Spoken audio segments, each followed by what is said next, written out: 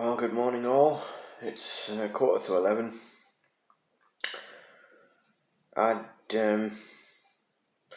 Last night something I saw on Twitter or X as it is now, has really caught my attention. It's the fact that our supposedly esteemed leader will not give a vote on Ukraine. This, to me, suggests that he himself, Keir Starmer, is getting ready to send British troops to Ukraine, which is something that he can't really do on his own, because he needs the backing, the support of the rest of the House. He needs also the backing and support of the country with which to do this, surprisingly, which a lot of people don't realise he needs that, but he does. And a lot of the people in this country, myself included, are now fed up with this war. We don't want it. Our tax money should go to something else that is more beneficial, more congenial to the British.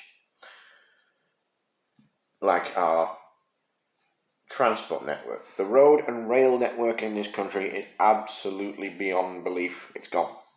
It's knackered. The rail network is using worn-out tracks. Some of the trains on it are actually former buses. I'm not making this up. Some of them are. Connections between, say, Manchester and Leeds or beyond, so like Huddersfield, Sheffield, York, they don't exist. They've been cancelled or they've been delayed. And the road system that we have in this country is just, it's beyond capacity.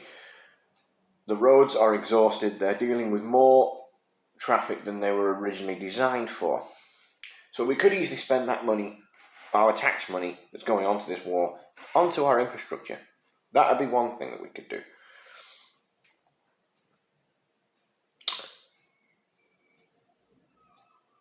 It does ask the question to me, why is it that Keir Starmer is so determined to send British troops there?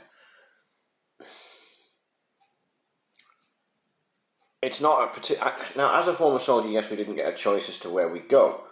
We may have had our own viewpoint on it. Some of it political, some of it personal. But, okay, they don't get a choice to where they go, but with something like this, they should have a voice, because it's a case of the British Armed Forces are now being charged with defending a border that isn't theirs. I'll repeat that again. They are being charged with defending a border that isn't theirs. It's funny how the government, Keir Starmer in particular, can send British troops to go fight in a country hundreds of miles away, defend a border that they're not even supposed to be defending because they're not an ally. He can do all that, but he can't stop any of these illegal immigrants turning up on our south coast.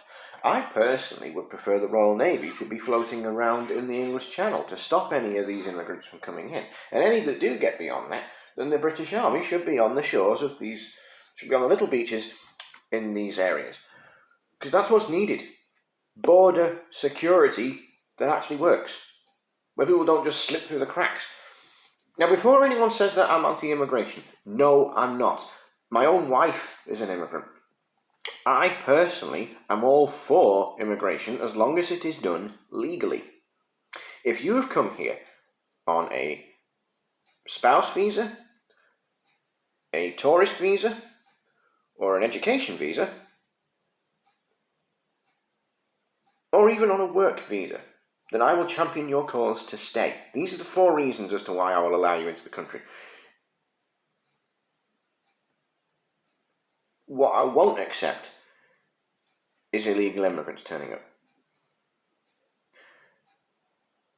As for refugees, again, there should be a condition on this. Refugees should be allowed in as long as they're male, as long as they're women, children, or the elderly, or the infirm. The reason I say this is largely because when we saw the Arab Spring go on, all these thousands of people from Syria swarmed into Turkey, they went into Greece, and they went further afield, trying to find safety. Now here's the thing, at the time Britain was part of the EU, and one of the first EU countries they came to was Greece. The law with the EU states that if a refugee is turning up, an asylum seeker as they were then, is turning up in an EU country, they must declare themselves to that country that they are an asylum seeker. They should officially, what's the word? They should seek sanctuary in that country first, because it's the first safe country that they've come to. Instead, they came all the way over to Western Europe, Central Europe, Western Europe. They went all the way over. They found their way into Britain. Now they're finding their way into the Republic of Ireland. This shouldn't happen, and I'm against that idea. The thing with a refugee is you don't really know if they are genuine refugees or not, because chances are they'll stay once it's safe to go back. When the Libyan civil war ended, I remember seeing all these Libyans chanting 1, 2, 3, Libya is free. 1, 2, 3, Libya is free. Fair enough. These people have managed to fight for their country in that sense and have liberated it from Gaddafi. But there was a lot of Libyan refugees in this country, asylum seekers, who were staying here after they could have gone home because it was now safe. This brings me onto the thing where it's a case of who do we accept in and how many do we accept in and why? Now, we've had refugees from Ukraine turn up, specifically women and children, because the men at the time were away fighting, and this is where it's actually got really bothersome for me. This war has now dragged on and on and on for the last 3 years. We in Europe are getting fed up of fighting it. We're getting fed up of funding it and equipping it. That is tax money that should go to the British people, but it's not. The person that we're giving it to is Zelensky, and we've all seen what he's capable of doing with that. We've now seen that he's silencing his own media. He is press-ganging young Ukrainian men to go and fight, something that they don't really want to do because the average Ukrainian has nothing against the average Russian. I don't have any problems with the average Russian citizen.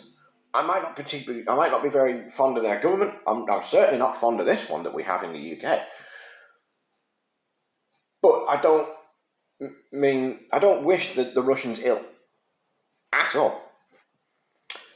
And no, I'm not a Russian sympathizer on this. I'm not a Putin sympathizer. I'm pro-defense. I am pro-defense, but anti-war. I don't want us to go into a war. This is what's going to happen if we send peacekeepers in, regardless as to where they come from in Europe. They could come from France, they could come from Germany, they could come from Italy, they could come from Luxembourg or Belgium or Spain or Portugal or, I don't know, Poland or Denmark or Britain. Doesn't matter. They walk into Ukraine under the guise of a peacekeeping mission. The Russians are not going to take very kindly to this, and they're going to start fighting back. This is going to lead to a war. A proper shooting war between the West and Russia. And I do not want that. I want this country to be safe. I want it to be secure. But the only way we can do that is by keeping our troops at home, keeping our own border secure, not defending somebody else's border. I will say that again, so yes, you've got it correct. Our troops should stay at home, keeping our country safe. Not going hundreds of miles away to a country that they don't really understand, that isn't an ally, and defending that border. I don't think they should be doing that. Anyway, that's really all I have time for. If you agree with me, then brilliant. If you don't agree with me, then brilliant. If you only partially agree, brilliant.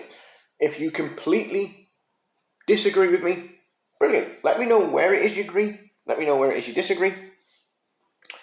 Let me know where it is you agree. That's if you do. I guarantee you I will treat you with respect.